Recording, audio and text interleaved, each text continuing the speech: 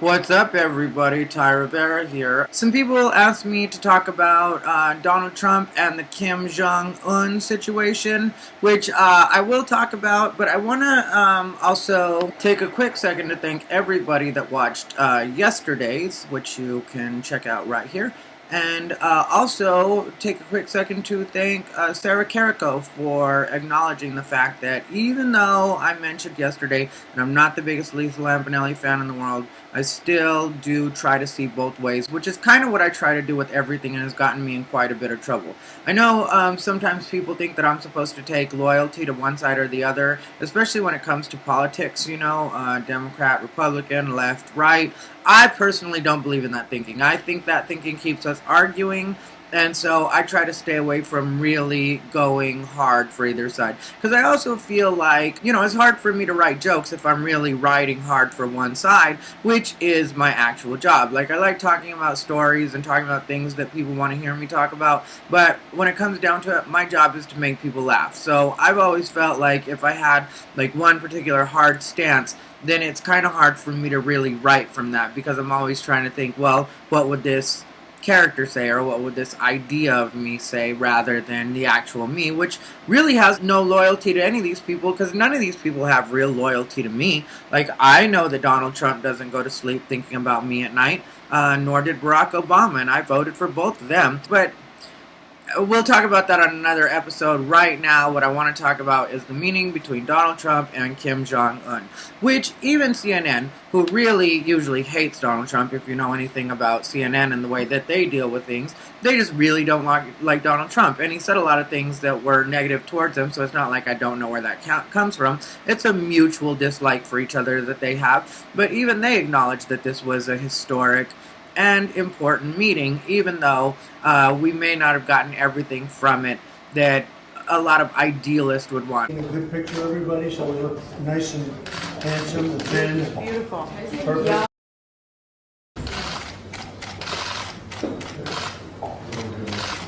Like, to me, it's great that they even were able to sit down together, and that Jong Un did promise, pledge, sign off on that he would work with us in the future. And I think that's as much as you can expect from a first meeting between a sitting U.S. president and the leader of North Korea. And especially since just a couple months ago, we were set to go to war with them, or that's what it looked like, and everybody's like, we're going to war. And I saw all the posts on Facebook, which if you want me to pull receipts, I guess I can go back to those dates and really find a bunch of your guys' posts where you were all saying we were going to war, which didn't end up happening. So now here they are talking, and to me, that's a good thing. So we'll see where it goes, but I feel optimistic as far as that goes. I know a lot of you, no matter what, will say, fuck Trump. But when Robert De Niro said that the other night, people asked me about it, and then I was like, I would like to see how that was said in the context in which it was said. I'm going to reserve judgment. So I went in and watched it, and it was some boring-ass old man shit. Like Robert De Niro being like, fuck Trump, old man shit, old man shit. Stop yourself. You're embarrassing yourself. You're Robert De Niro. We used to all love you. And I'm going to be honest. When it comes to Robert De Niro, the last several movies he's done, it's been Robert De Niro getting paid to do Robert De Niro. Even The Falkers, that was like Robert De Niro just being in a fish out of water situation. Or he was still playing it like the mobster guy, and it was like, Goodfellas, it was great. Raging Bull, I wasn't around direct in those days. Was that Raging Bull? Anyway, what was the one that he did? Was it Taxi Cab or Taxi Driver or Taxi? Some shit like that. Was before my time, technically. But I know that, are you talking to me? You talking to me?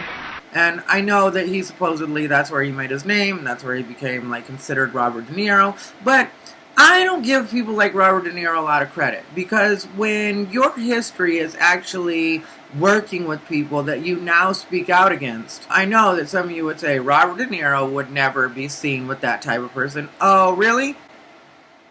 So when that's your history and you yourself say, A lot of people knew what was going on, but they didn't want to say anything. And I think that that's the same thing. You didn't want to be the one to rock the boat or lose your job. but you were even going to do a movie with him, a documentary with Harvey Weinstein in 2016, May of 2016, you were talking about doing something with him. Well, for me, it just doesn't wash that all of a sudden now you get to be this hero for the Time's Up movement. Robert De Niro has spoken out about the Harvey Weinstein scandal as he gears up to support the Time's Up movement at his upcoming Tribeca Film Festival. Like, that's not the way it works. So, I guess what my point is, I don't really give people a lot of credit for jumping on the bandwagon after they're safe, after their jobs are safe, after it's popular to do it. I give more credit to the people that start the movements. So, I hope you guys enjoyed this episode. Leave your comments below. Let me know if you agree with me, if you don't agree with me. We can have a productive conversation, and you're going to find that I do not call people names for disagreeing with me. And sometimes I'll see your points, and sometimes I'll even agree with certain things you say and be like, yeah, that's something I hadn't thought about, which I think more and more people are starting to come around to in general, not just me. I think that's becoming a trend with people, or maybe I'm just surrounding myself with good people who are starting to do that. Anyway, thanks for listening, everybody, and I hope you have a lovely Tuesday.